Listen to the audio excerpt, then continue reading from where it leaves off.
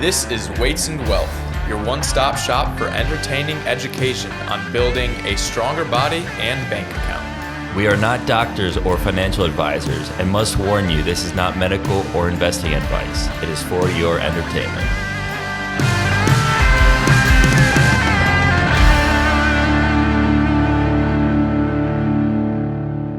Welcome back to Weights and Wealth. We have another interview episode for you today. Nick and I are really excited about this episode today.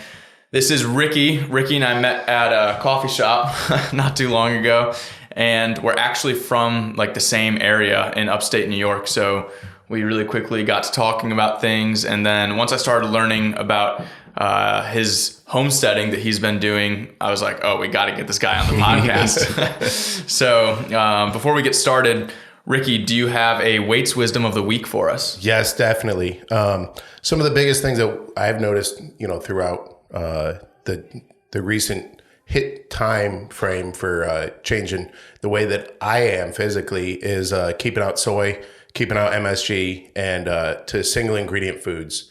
So whether it's meat, whether it's vegetables, whatever the case may be, staying away from that processed stuff and having that single ingredient meals is for me is significantly changed everything in my life. That's something that Nick and I talk about a lot on the show is staying away from processed foods and trying to go more towards a whole food based diet because it's going to take out additives. You're going to eat less calories. You're going to get more protein. You're going to get more vitamins and minerals. It really is a 360 change in your diet when you start to eat a lot more whole foods. Definitely. I couldn't agree more. And for me, we can get into a little bit deeper later, but it's helped me get off of all pharmaceuticals. Yeah.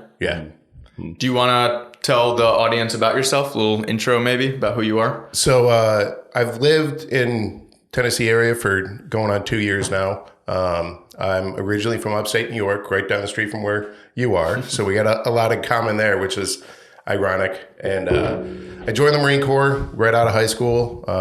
I retired back in 2016.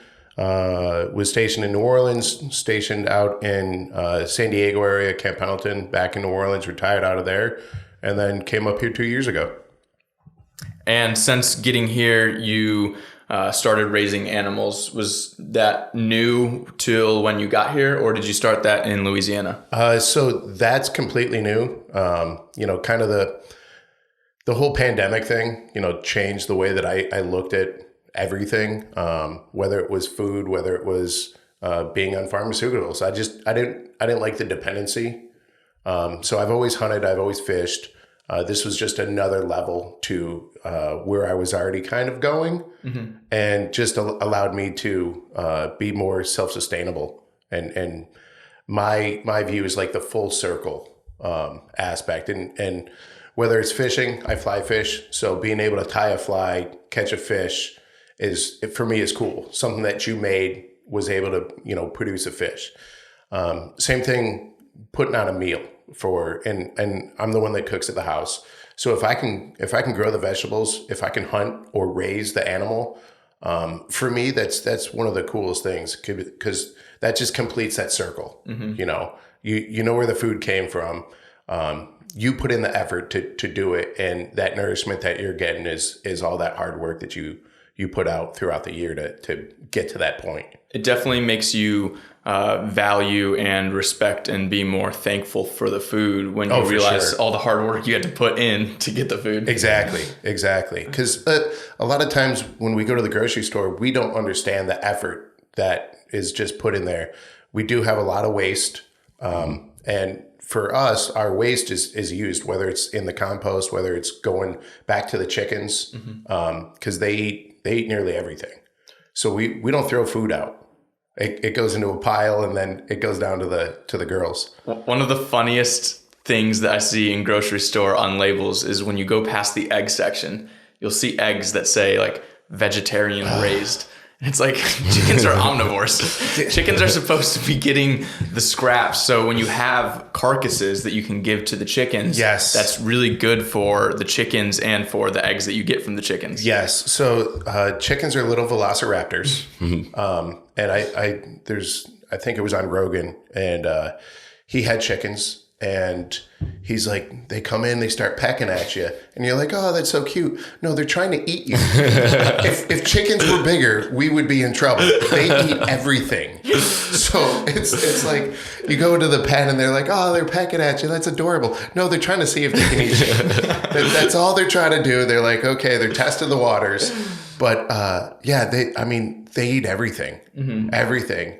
And as I start coming down the stairs, down the back deck, they start flapping and getting all excited because I always have snacks for them. Whether it's bugs that, right now I'm buying, but I'm going to be starting to farm my own bugs so I can feed the chickens and it's free, and then that's where all the scraps go. But it's definitely a fun experience to say the least. Yeah, I think it's something like 40% of food in America is wasted and thrown out, which I mean, just from like a sustainable farming perspective, and then also from the wealth perspective, that's going to increase food costs. Oh yeah, well. For sure. And I saw something on, it was talking about the, if you ever bought the organic vegetables and they're all wrapped in plastic and you're like, this doesn't make sense. Why are you going to wrap plastic around an organic product? Once you start delving deeper into it, you're like, oh, okay, this makes sense. It's mainly because it keeps out the air. The air is going to destroy that vegetable because everybody's not eating organic. That vegetable needs to stay a little bit longer and fresher in the market than a non-organic vegetable that's consumer rate is much, much higher. Or they put like wax on. I mean, you can see it really apples. easily on apples, but also it's on like most fruits and vegetables. They'll put a little wax coating on the entire fruit. And a lot of people don't realize that. And they go to eat something and it's got wax all over it. And now there's a new product that's getting put out that they haven't listed what the ingredients are. They just say that it's colorless, it's odorless, and it's tasteless. And it doesn't look to be a good product, and of course the research isn't out there. It's funded by a billionaire. So, is it going to get looked at? Probably not. Is this one of Gates's, yes, farm products? Yes, for sure. Okay. Because he's been buying up land like crazy. He's the largest farm owner in America. He is now. Yes. Wow. Yep. Huh. And with all of his fake meat that he's pushing out and, the new trend of eating bugs and stuff like that, I'm like, no. Yeah. Have you seen the movie Snowpiercer? I know it was on Netflix. Oh, yeah. You have. So it's a dystopian society, and like in the front of the train are the really rich people, and in the back are all the poor people who do all the work, but they pump out these like little bars, and they come to find out that they're just crunching up bugs and putting them into a bar. Yeah. It's basically like the earth is frozen in the future. Okay. And so the remaining civilization is on this train that goes around the world. Oh, and like it's called Snowpiercer because the front of the train has to like break all the ice on the track in front. And then all the bugs that are hitting the windshield on the front of the train is what they're making these bars out of, that they're feeding the people in the back of the train. Oh, wow. Yeah. It's a pretty interesting concept. Yeah. Should we rewind maybe back to the beginning and talk about what got you started on your health journey after the military? So when I got out, I'm 100% disabled. I was kind of telling Nick earlier, I walked into the house fine. It looks like I'm okay. Inside's broken. I've got compressed, bulging, and herniated discs throughout my whole back. I got nerve damage in my arms, bad hips, bad feet, all sorts of good fun stuff. I walked with a cane for about a year and a half, and the last probably year in the Marine Corps was very difficult. And I was running a PFT, physical fitness test, and there hit a point where I was doing minimum pull-ups, which that was never me. I was barely getting the crunches, and I was starting to fail the run. And my boss is yelling at me to get in the van. And we're stubborn. We don't want to do that, So finally I get in the van, and within a month, I had to walk with a cane. And he's like, "What's wrong?" I was like, "My back's killing me, boss." And going through the medical system through the military. Oh, so I was looked at. I had one benefit. I was at a Joint Reserve base, so the clinic on base wasn't that large. So a lot of the stuff I had to go out into the civilian side. So thank God for that, because that definitely helped. But of course, the typical thing: take Motrin, go to physical therapy. Mm-hmm. And the physical therapist comes around. He's like, "Cool, how many did you do?" This is like 30 minutes to do an exercise. I was like, 2. He's like, "Awesome, 2 sets." I'm like, "No, 2." He's like, "Why'd you only get 2?" I was like, "That's all I could do physically." So then it started the pain management journey. And I got to the point where I was sick and tired of it. I was constantly sleeping. I couldn't operate, daily. I couldn't even have a normal job. Like, I couldn't work at Home Depot. They're like, "Oh, you got to pick up 50 pounds. I was like, "I can't do that. Mm-hmm. I can barely stand." So I finally went to my doc and was like, "Hey, I can't do this. What do I do? I don't want to be on these drugs." And I was on a lot. He's like, "Here's an anti-inflammatory diet. Try this." I was like, "Doc, I'm not cutting out all this." He's like, "No, pick one thing. Try it for a couple months. If it works, great. If it doesn't, pick one more thing." And so I was a helicopter mechanic. I was a quality assurance representative in the Marine Corps. So testing and troubleshooting is my wheelhouse. I understand that. And there's no difference between a helicopter and a body. It's the exact same thing, just different toolbox. Mm-hmm. Testing and troubleshooting is the exact same thing. So I cut out caffeine for 2 months. We're at the Tabasco plant down in Louisiana, walking around. I was like, "I've been good." I had a sweet tea. 30 minutes later, my back goes out. And I was like, okay. So that's kind of started this whole journey of how food affects my body. Mm-hmm. I quit it for probably a year and a half. My son was born. Lack of sleep. I bought like a 16-ounce Pepsi, and I had a sip. And I've never done cocaine, but I can imagine that's what it feels like when you don't have caffeine for. Like, I'm like, oh my God, I can do anything. And I literally just had probably a tablespoon of Pepsi, and I was just off the wall. So, fast forward to today, it's been a 9-year journey to get to where I am now, with no pharmaceuticals, no cane, none of that.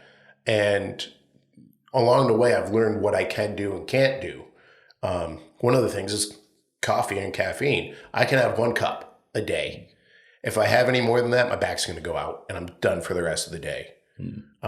And I've recently found this out again.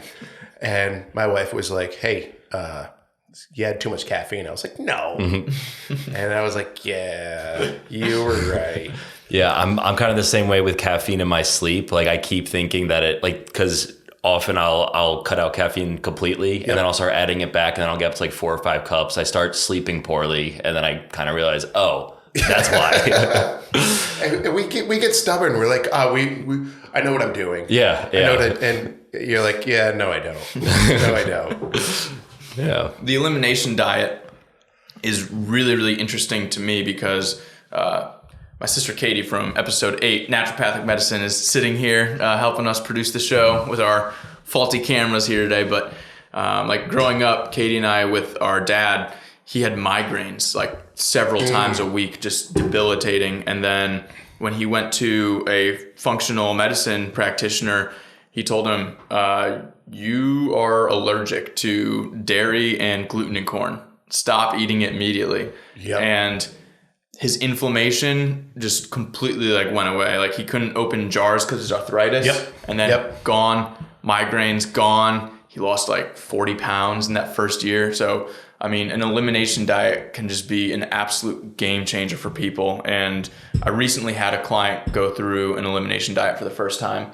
And just the way that it was able to change the way she looked at how foods affected her.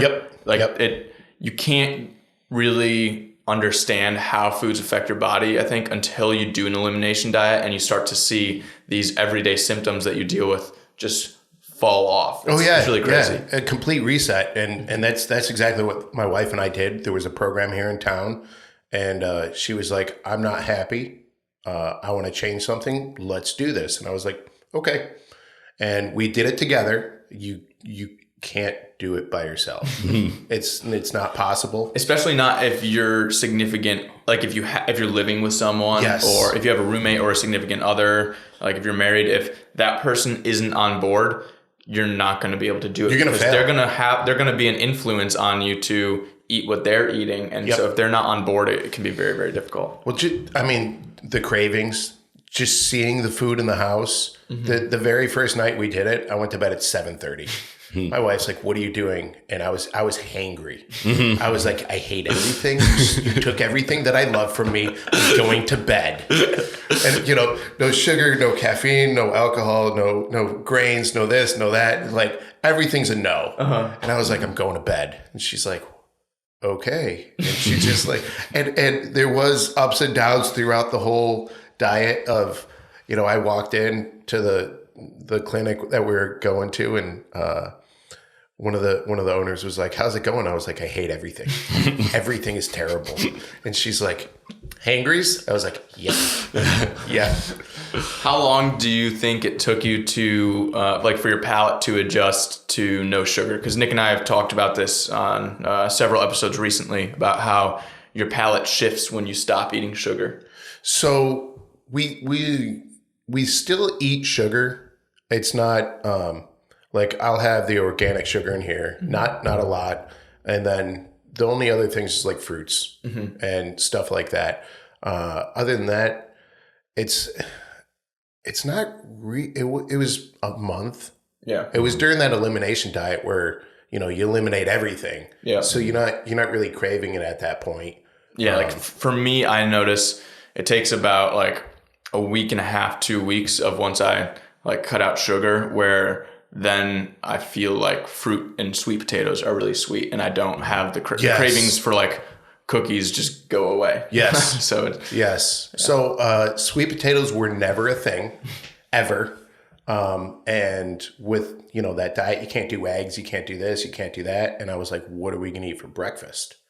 And it was like sweet potatoes and then some vegetables in there, and either chicken or turkey or whatever. And we got to the point where we're just forcing it down.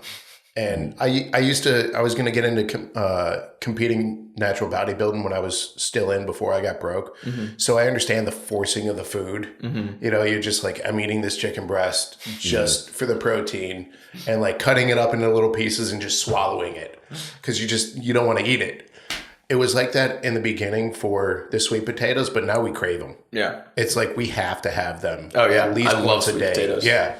Yeah. Yeah. So when you started the diet, did it start with you just cutting everything out, or did you cut things out gradually? Oh, so that's a great question. We were supposed to gradually cut it out, and we didn't. So it was all cold turkey.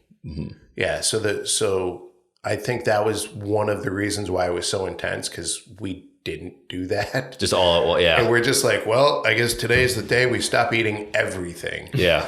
I can't imagine like cutting out caffeine, sugar, alcohol all at once. That's just like withdrawals. And that's why I went to bed at 7:30. Yeah. Because I was like, if I could just sleep it off, I'm going to be okay. And that's it worked. And we went down the path, and we've gone down that path for about, I think it's going on just a little over a year. I lost 35 pounds. I still gonna continue to slim down. But it's definitely, changed our view on food, and, going out of town is extremely difficult because you're like, I can't eat anything. This is everything out here is trying to kill me, Yeah. So what's your diet look like now? Typically in the morning. So we get eggs from the girls. We get, it all depends, 5 to 8. It all depends on How many chickens do you have? 8. Okay. Or no, excuse me, 9 and a rooster. So he protects the girls. My neighbor was like, dude, your rooster's not that smart. Like he was crowing at like 10 o'clock at night. I was like, nah, dude, he's a pit bull. He's like, what do you mean? I was like, it's because something was in the backyard. whether it was a deer or a coyote or whatever, he's barking at them, making sure that they stay away. And he's like, oh, that makes sense. I was like, that's why I kept him. Yeah. Because I have lost some chickens, some of my meat birds to probably a raccoon, I think. Got 3 of them. But so going back to typically breakfast, we're going to do some turkey bacon, 3 to 4 eggs, and then some sweet potatoes. Lunch, typically leftovers from the night before, and then dinner-wise, either chicken that we harvested, some organic chicken that I'll get from like Costco or something, venison. At the pork right now, I can't find organic pork, so that's the next thing on the list is I want pigs, because I do enjoy that, and then it's a good thing to mix with venison. Venison's so lean. It is. But then there's so many different options. You can make like a venison bacon. So it's a 50-50 with like a pork shoulder or pork butt. Okay. And venison. And what you do is you put it into a 9x12 baking pan, and you can throw it in the smoker. You throw it in the oven at like 225, and you until it gets to temp. And then now you just have this solid block. And you can either hand slice it or get a slicer. And then individually package it and freeze it, and then you can fry it up whenever. So it's a much healthier option than going and getting the bacon from the store, and then there's always the thing that they're talking about injecting the pigs and the cows with the mRNA now. So I'm like, yeah. I didn't hear about that. Is that for organic grass-fed too, or is that just for your factory? So there's a lot of the organic side that are coming out. I know Good Ranchers is one of them.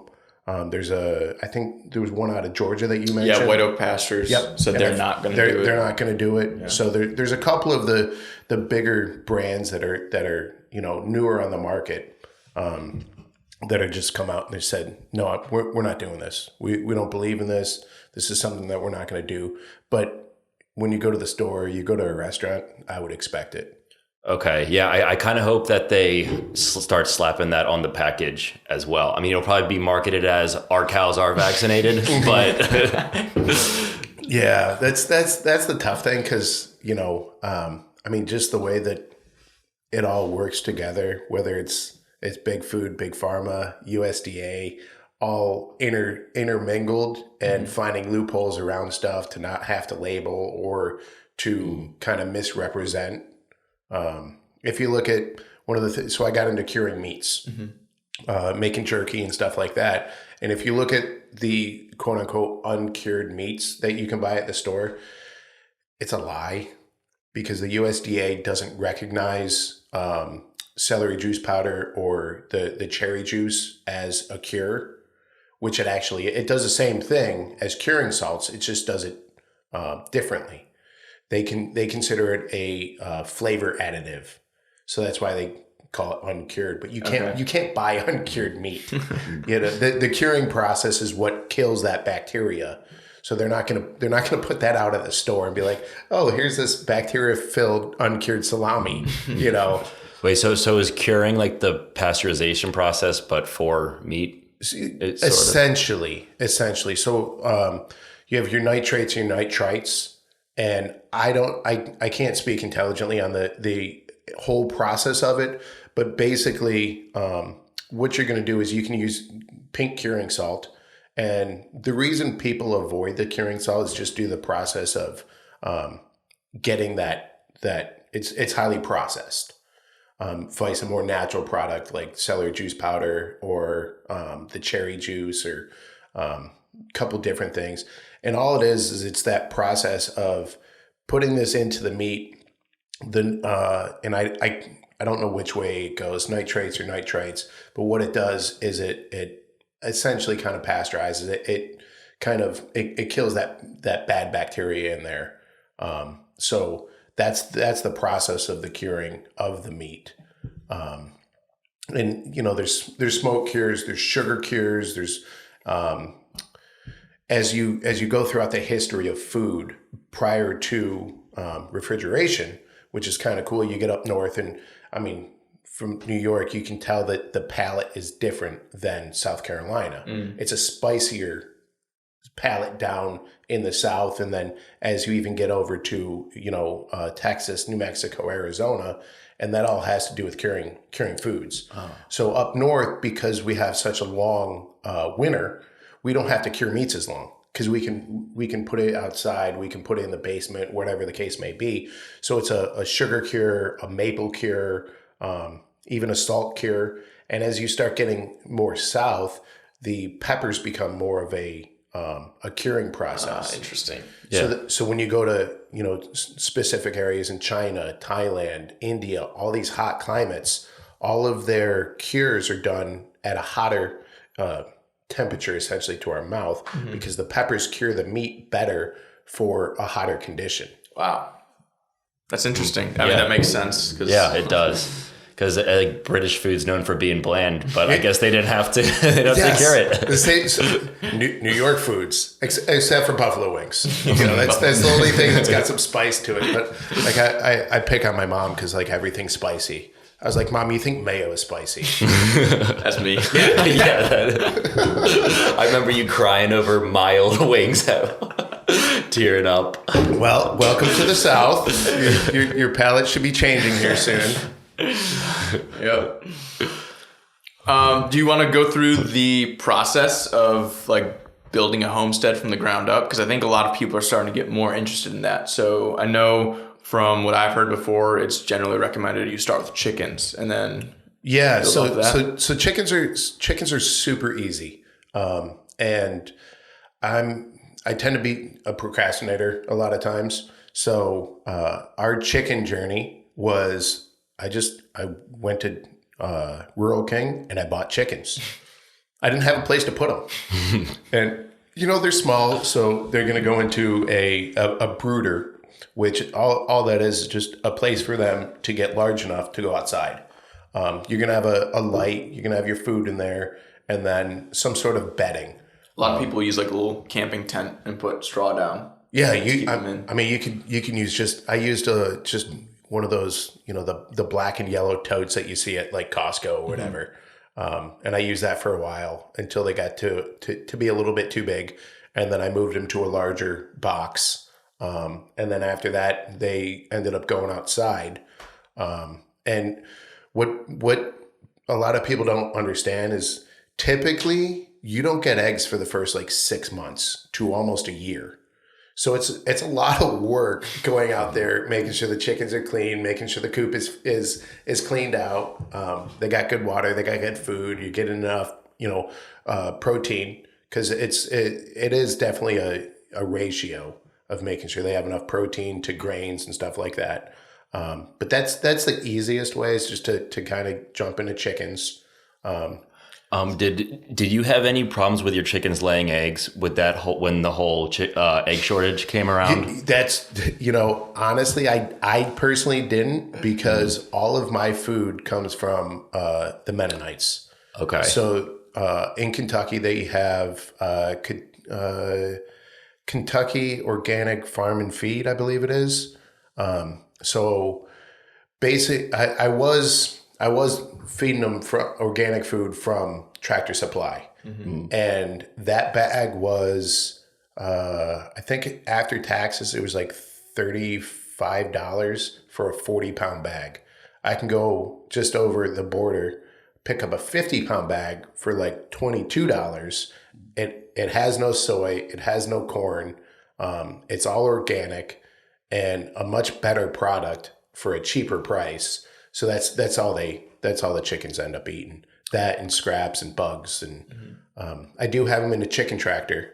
So all that is an ability to have them housed or caged, and I can move it throughout my yard. And the benefit of that is I can not only fertilize the whole backyard, but they eat the ticks, they eat the bugs, they eat the weeds, they eat everything. So if I leave it there for a couple days, I've got a 10 by 12 spot that's completely bare. They eat everything. And then it takes a couple weeks and it starts sprouting back up again. Yeah, and I'm sure you don't really have to worry about using pesticides either, because chickens are doing it for you. Yep. So we don't use any pesticides on the yard. I don't use basically any of the Miracle Grow, any of the weed control, nothing like that. Even in the front yard, because I don't want it to wash out to the back. Yeah. I mean, of course, it's difficult because neighbors and stuff like that, whatever they're using, is, you got to worry about the runoff. But for my little area, I try to do as clean as possible. Mm-hmm. And then how was your progression from egg layers into meat birds? Again, so I built a coop for the layers, and then I went online and I ordered 40 birds. And my wife was like, seriously? I was like, yeah. So then it forced me to get a coop, and I already knew what coop I wanted. I've got an aluminum coop. It's got bicycle tires on it. It's really nice. My wife can pick it up and she can move it. It's super easy to move. So that's where the meat birds went. In a 10 by 12, I can keep up to 80 birds in there. Oh, wow. Yeah. Okay. So I've got the potential to really raise a lot of birds. Mm-hmm. So we did that. This was my first year of raising meat birds. I didn't follow the directions like I should have. I didn't typically. There's a specific time period. I think it's 9 to 12 weeks. I could be off. Someone might correct me. Before you get to butcher weight. Well, the birds that I got, it was like the end of the season. It was the only thing I could get. It takes a longer grow time. And I'm looking at I got a buddy that's telling me, he's like, dude, you should butcher them. I was like, they're not that big. And because I got a slower growing bird. So my average weight on last year's bird was like 2.5 pounds. So a smaller bird. So this year it's going to be different. We're going to allow them to grow a lot bigger. And then it turned into processing. You can take it to the Mennonites. They'll process your birds for you.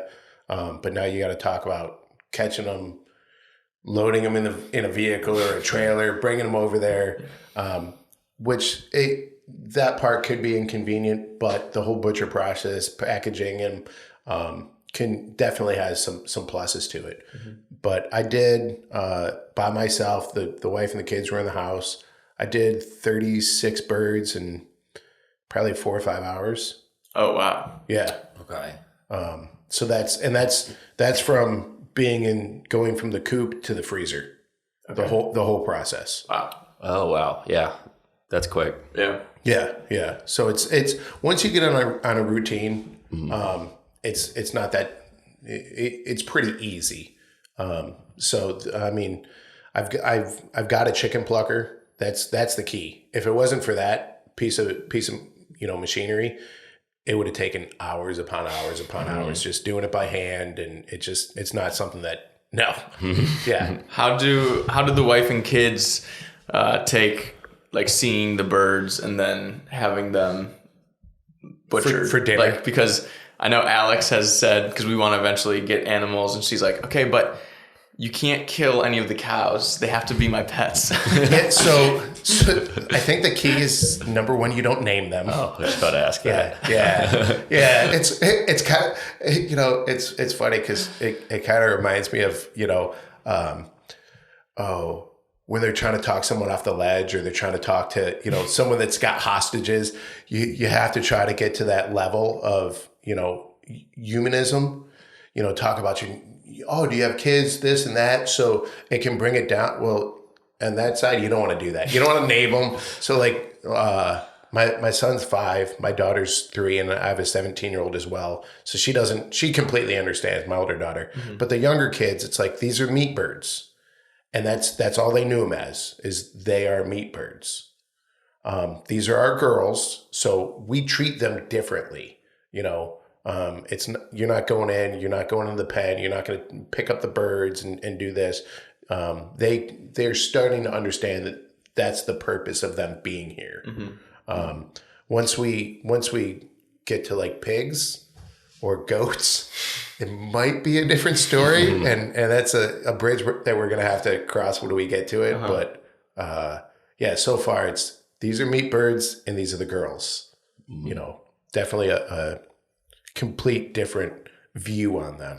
For anyone listening that is a little confused, whenever he says the girls, he means the egg layers. Yes. Sorry. Yeah. Shoot, I just had something in the camera. Interrupted my train of thought. Here's what it was. Like the people who are vegetarian for like animal reasons, for like animal safety, like these animals are still having a great life. Oh, yeah. They're not in these huge farms packed in with no space. Yeah, so I'm a person that if I talk to a vegetarian or a vegan, I like to ask why. I've got a really good friend and she's a vegan and I understand why. It's kind of my curiosity, and then I maybe kind of try to sway them depending on the reason. You know, because you talk to some people and they're like, I don't like the mass farms. I don't like the cruelty to the animals. I don't like this. I don't like that. But I love meat and I miss it. And I'm like, I have an opportunity. So I spoke with a vegan at my wife's Christmas party. And by the time we were done, I convinced her to hunt. Wow. And my wife was like, did you just convince the vegan to go hunt? I was like, I did. Because, you know, and there's FBI will be contacting you. Oh yeah. Hostage negotiator. Yeah. And they're like, hey, seriously, you just did that? Yeah. So, you know, and I can understand the cruelty part and the mass farms, and because that's horrible. But from a hunter and a conservationist effort, I explained to them, and this is the same thing with farm animals. If I have a massive once in a lifetime buck in front of me, and then I have one right beside it that's limping and wounded, it's gonna hurt. But I have to take out the hurt one, because I don't want that one to suffer. So I'm gonna put it down as quick and as effective as possible. The same thing with these animals. I make sure that, you know, they eat nothing but the best food. If it's the meat birds, it's done ethically, it's done quickly. They're not going to suffer. And that's the whole point of all of this, is to make sure that, you know, it's the most ethical and healthiest way to do this.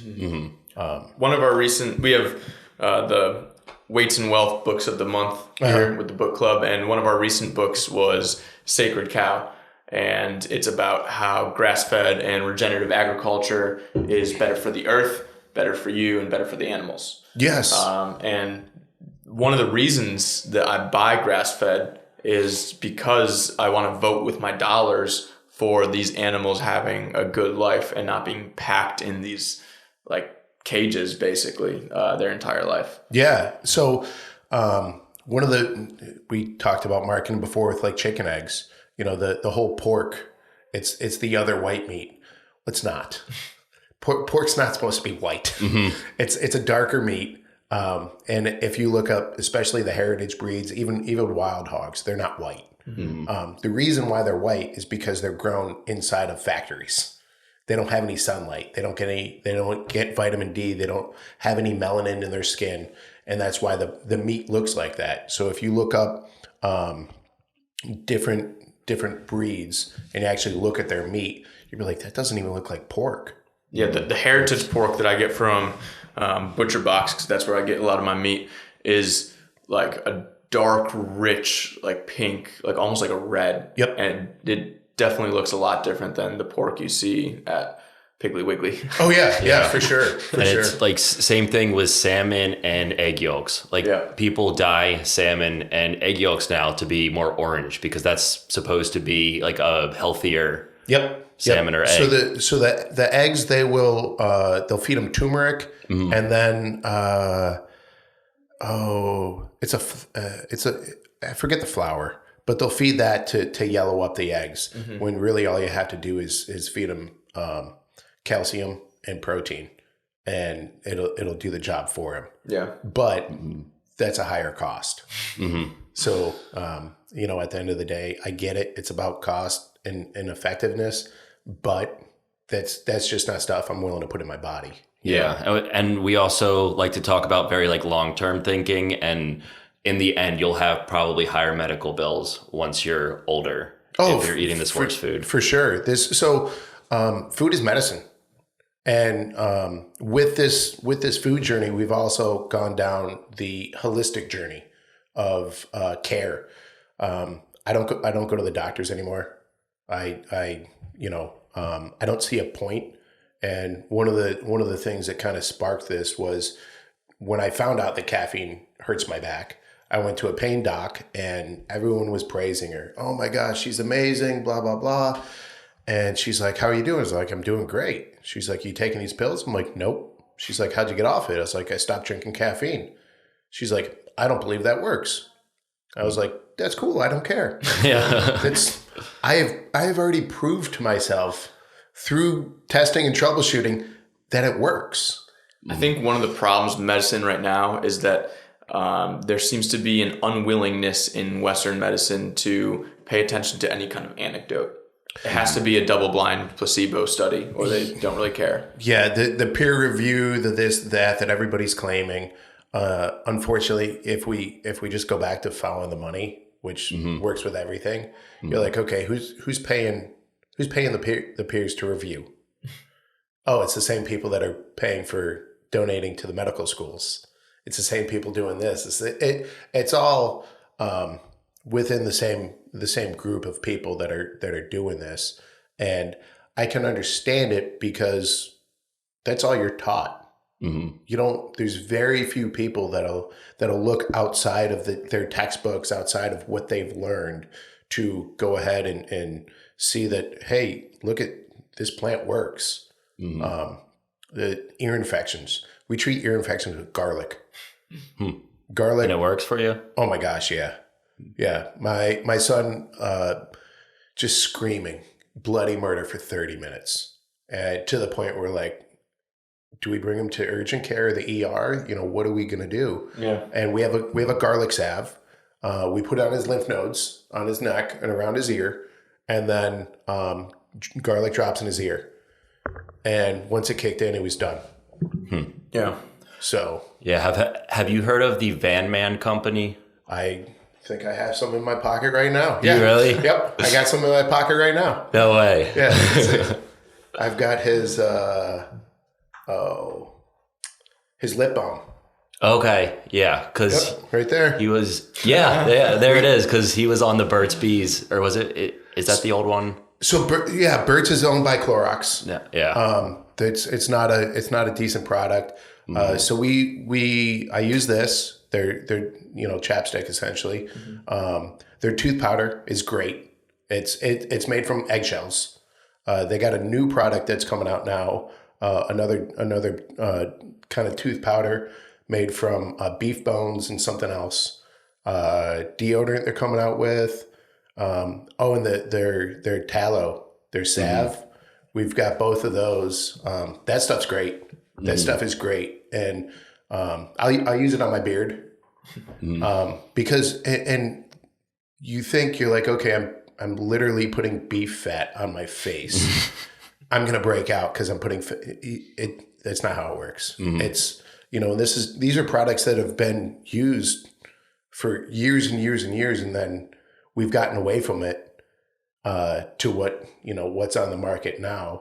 Yeah, if you go to White Oak Pastures in Georgia, they used to have just the farm, but then once they got into regenerative agriculture and started using every part of the animal, they built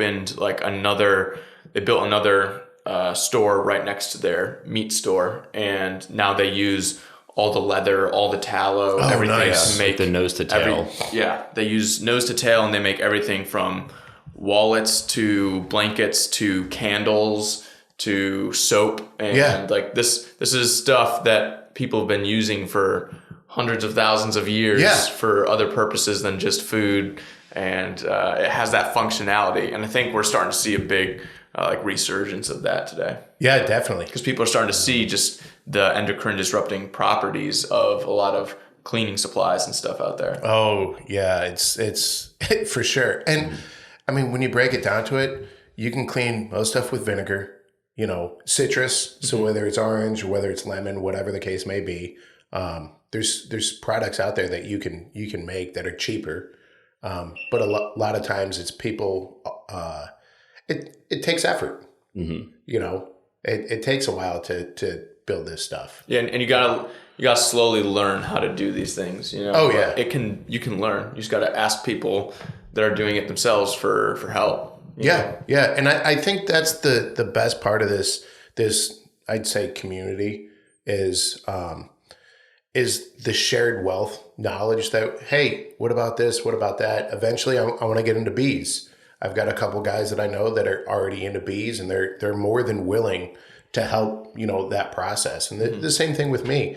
I've met, I've got probably a handful of guys throughout church that they're like, hey, next deer you get, I want to learn how to clean it, to gut it, to butcher it. And I'm like, yeah, dude, let's do this. Well, I'll have a class in my backyard, and it'll be a hands-on class. We'll learn how to do this. And it's great to be able to pass that knowledge down. And instead of, monetarily exchange of goods, it's that intellectual exchange of goods. So, hey, I know this, you know that, we exchange that, and let's move on and kind of grow this whole experience. It seems like ancient knowledge that's like resurging, but what I think it's actually very recent. Like if you look at like our grandmothers and the things that they did in the kitchen, but that knowledge was lost momentarily for like 60, 80 years as industrialization and modernization occurred within the home. But if you look back at how families used to be with the grandparents, like living back in the house and keeping those elderly people in your own home and being able to gain from all their wisdom and their life experience. I think there was a study that said that the average person can't do the simple tasks that they're...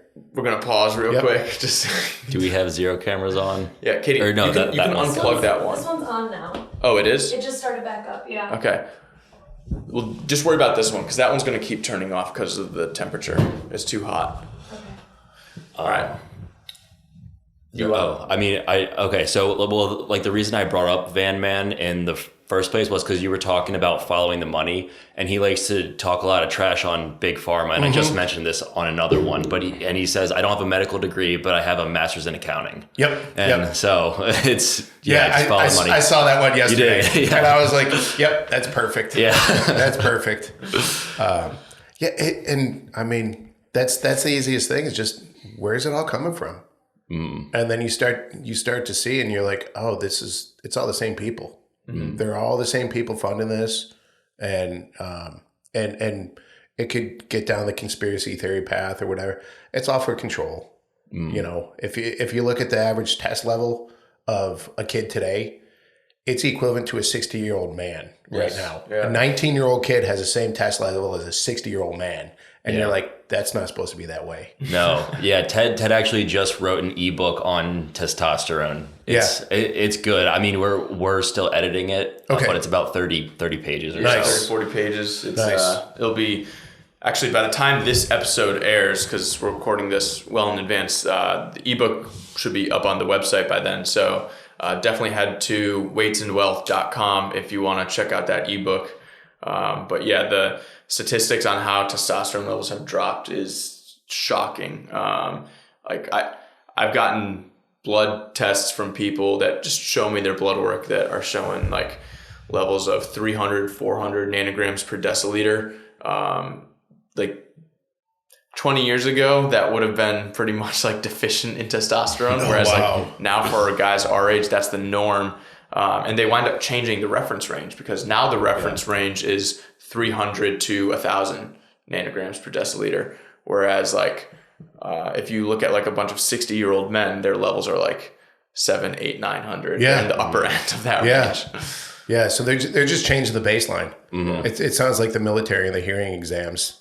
They're like, oh, you're not losing hearing. We're just going to change the baseline. And you're like, I don't know what you just said. I can't hear you. But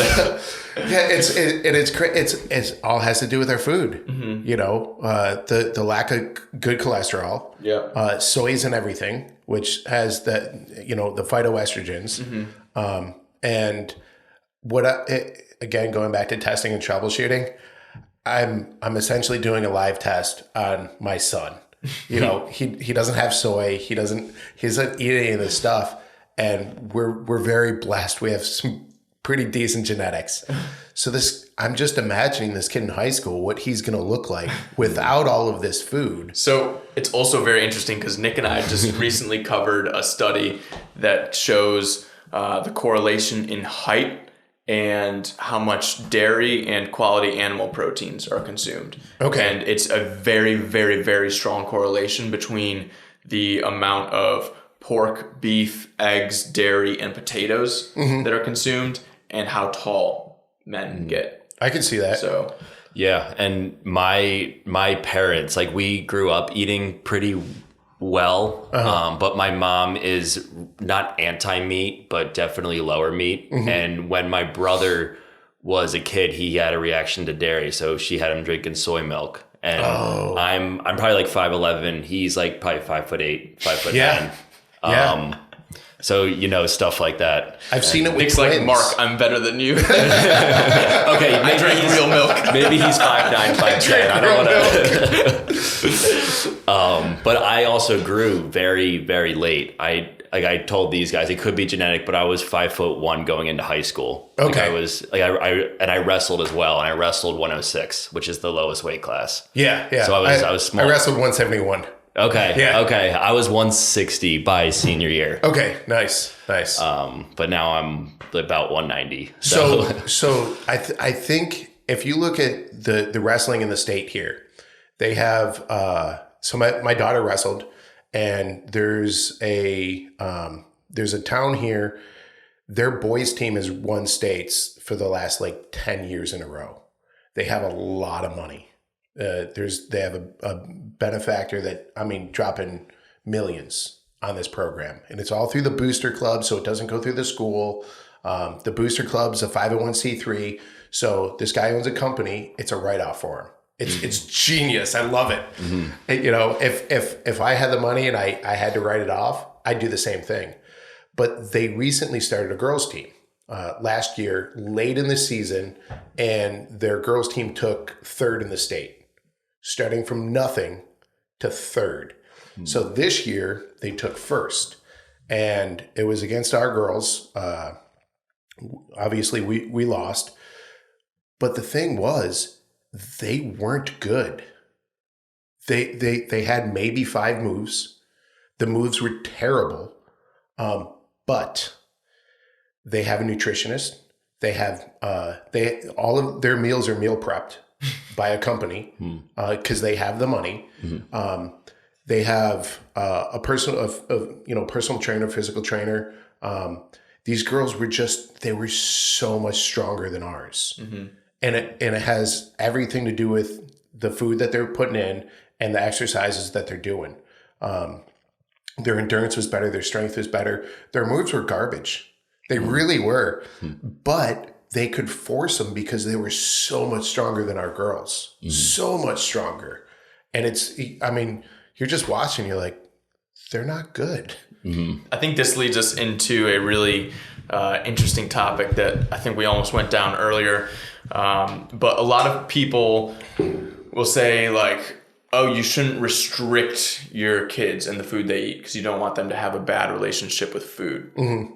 On the other hand, you probably shouldn't be feeding your kids garbage, right? You should probably try to give them mostly whole foods.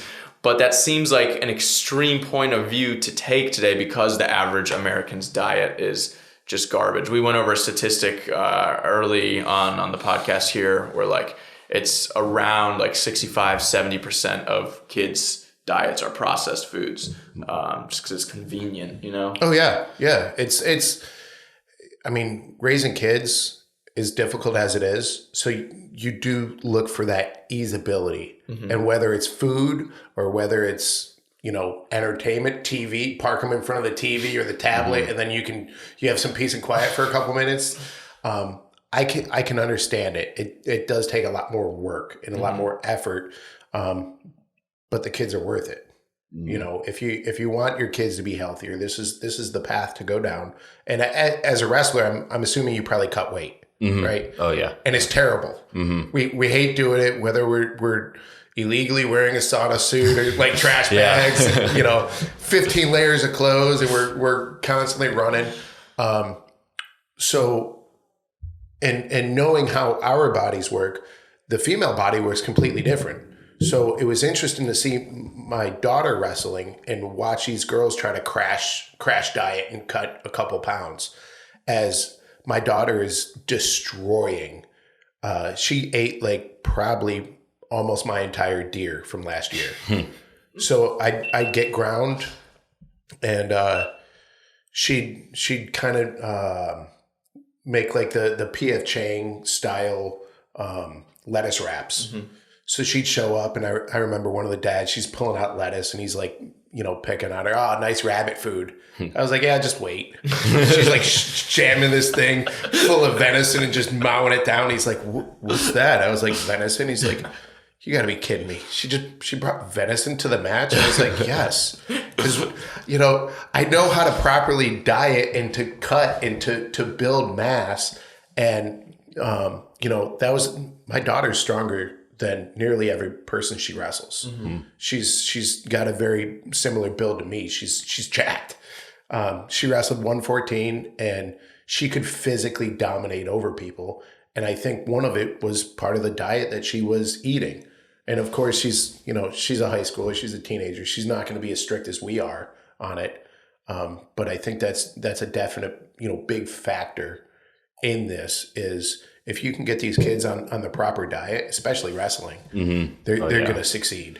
Yeah, I just sent a local high school coach an email yesterday about trying to be an assistant coach, and I hope that they kind of let me play around with their diet and their workout program. We'll talk about that offline. Okay. And yeah, I know some of them in town, and I know kind of the areas to go and not to go, and but yeah, that'd be wonderful. And this is a private high school too, so I probably have a little bit more leeway. Oh, nice. So nice. Yeah. That's exciting, and the private high school as well, because a lot of at least in Tennessee, they have the different divisions. So the private high schools typically aren't going to go against the public schools, which tend to have larger programs. So it would be nice to get that school out of the little hole that they're in, because it's sheer numbers. You have a private school that has 500 kids, vice a public school that has 3,000 kids to choose from. You're not going to be able to get the same caliber just because of the sheer mass of students that you have in a public. Right. And especially with it being South Carolina, because I grew up in Pennsylvania, which I'm sure is like the high school wrestling state of the country. Maybe under Iowa. Iowa's up there for sure. I always put Iowa as like the college wrestling, but we always had, we had like a 40, 50 kid team. Oh yeah. And we had 1,000 kids in the school, but we had varsity JV freshman team. Yep. So and it's I think one of the reasons is the cold definitely helps, because kids are like, I need to do something, and might as well wrestle. And then there's, at least the area that you and I grew up, there's a lot of farms. We had a lot of farm boys that were out there that are just chucking hay, and they're naturally big kids, and they're naturally strong already, and they're like, This is no different than, playing in the hayloft and beating each other up. Now we just get to go out and actually compete against others. So yeah. Wrestling's a great sport to get into. I think it builds a lot of character and willpower. I think it's by far the best sport out there. Because if you look at all the other sports, specifically like football or basketball, you have to be a specific size to be successful. you're not going to get a 96-pound dude on a basketball team or a football team that's going to be successful. But that kid that's 96 pounds in high school, typically he may get picked on because of his size, but that kid can still go out and dominate. And the confidence that he's now, building, that I now know physically what I can and can't do against another opponent. And that little 96 pounder, they have the ability to take out larger opponents, especially unskilled opponents. So having just that confidence and building that, I think is just wonderful, because you're literally from 96 pounds up to 275 pounds, and body cell doesn't matter anymore.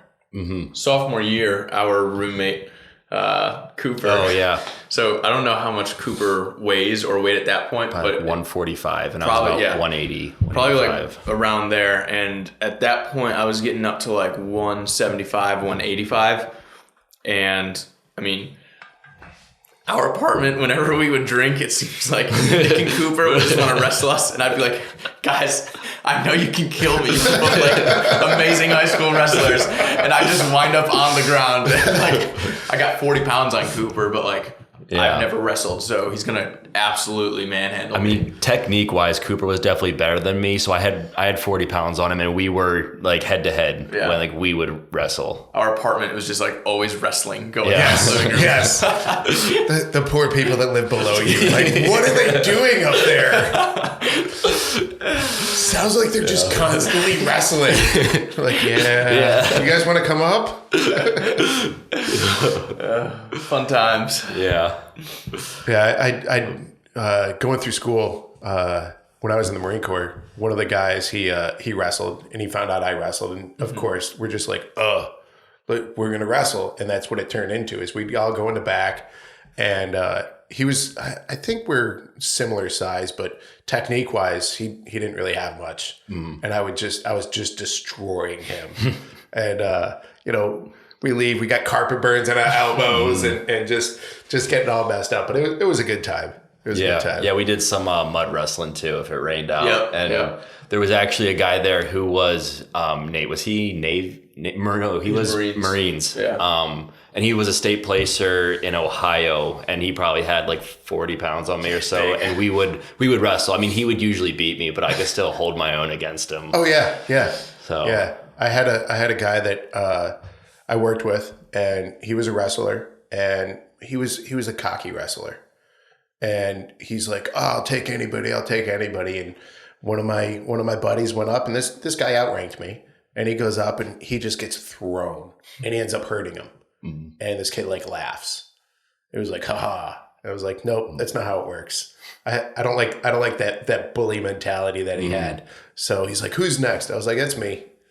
So I go up, and I had some size on him, but I knew what he was going to do. He's going to throw a lateral. So for those that don't know, all you're doing is you're using the person's momentum against them as they're pushing forward. You're using that momentum to throw them.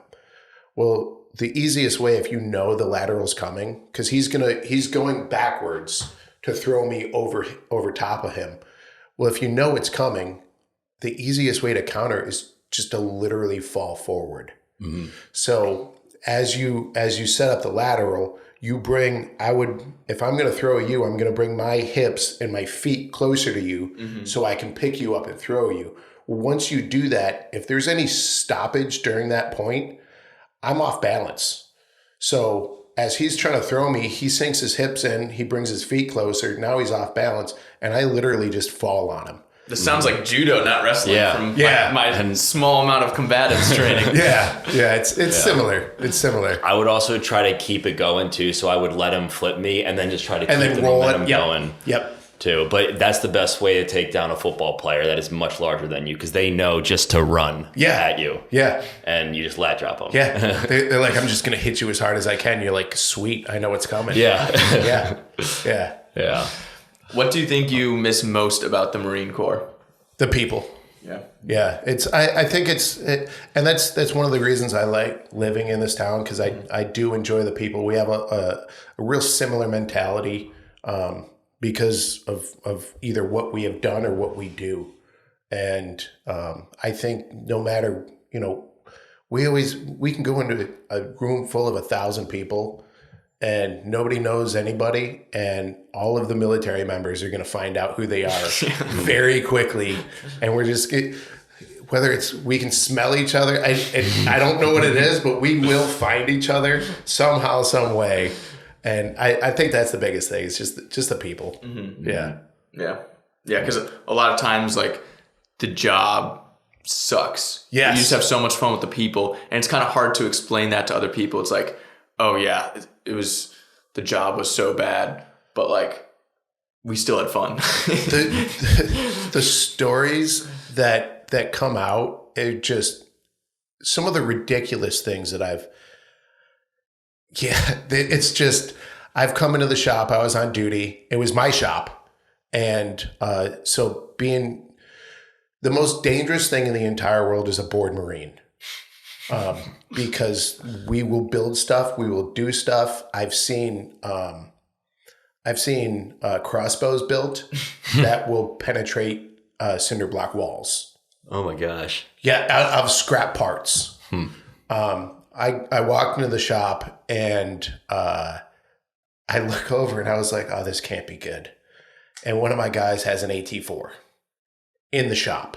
What's that? It's a rocket launcher. And I was like, what's going on? And they're like, hey, boss. I'm like, what are you doing? And they're like, we got it from Dermo. So Dermo is where all of the old equipment goes. You can buy it. The government kind of resells some of the stuff that they don't. Anywhere from a Humvee down to apparently an AT4, used AT4 tube. And I was like, okay, what did you get it for? And they're like, oh, we're kind of building a potato gun. I was like, wonderful. So these guys started to figure out that a Coke can fits perfect in there. And so they started shooting Coke cans across the hangar. And the next thing you know, they're starting to modify the Coke cans with fins. And now it turns into distance, accuracy, and so on and so forth. And I'm just like, of course you guys are. I mean, what else would you do? No other job that you walk into the door and you're like, oh, okay, this is just normal. They built a rocket launcher today. It's just another day. Yeah, that's funny. Yeah. Yeah. Literally last week, I walked into the office and someone just has a pet squirrel in the office. And my buddy was like, get that squirrel out of here right now or you're getting an Article 15. Yeah. We're a special group. And that's, again, that's the thing that I just miss. And, my mom gets mad at this. So I come from a large family, and leaving at 18 obviously changed my view on a lot of things. And she's like, you can't choose your family. I was like, oh no, I do. My friends are my family, and I have family that, if they're listening, they may get mad, but that's okay.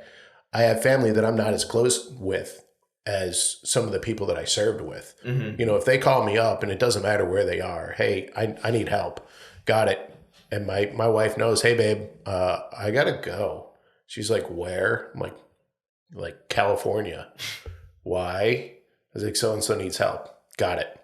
And there's no question. It's just like, okay, cool. When are you going? Tomorrow. Okay. How long? Probably a week. Okay. I think that's the best thing about, what we do, is it doesn't really matter the job that we do. And we're all going to pick on it again, like a wrestling team. That's one of the reasons why I joined. It's real similar. You pick on everybody equally, but then if someone tries to mess with one of your guys on the team, no, it's all over. Now we're all going to combine and these cameras are giving us a lot of trouble. Yeah. You need it's not even on. Why is it beeping at us? Some cooling pads over here. Yeah. All right. Well, I think that's all we've got for today, but I really enjoyed this conversation. Yeah, me too. Yeah. Thanks for having me on. I really appreciate it. And I had a blast. Yeah. Lots of fun. For sure. All right. All right. We'll see you guys in a couple of days. Thanks for joining us today at Weights and Wealth. And don't forget to apply today's lessons to live healthy and wealthy. If this conversation will contribute to your fitness and financial gains, please share it with a friend or family member and give a 5-star review so more people can lift bigger weights and get bigger bank accounts.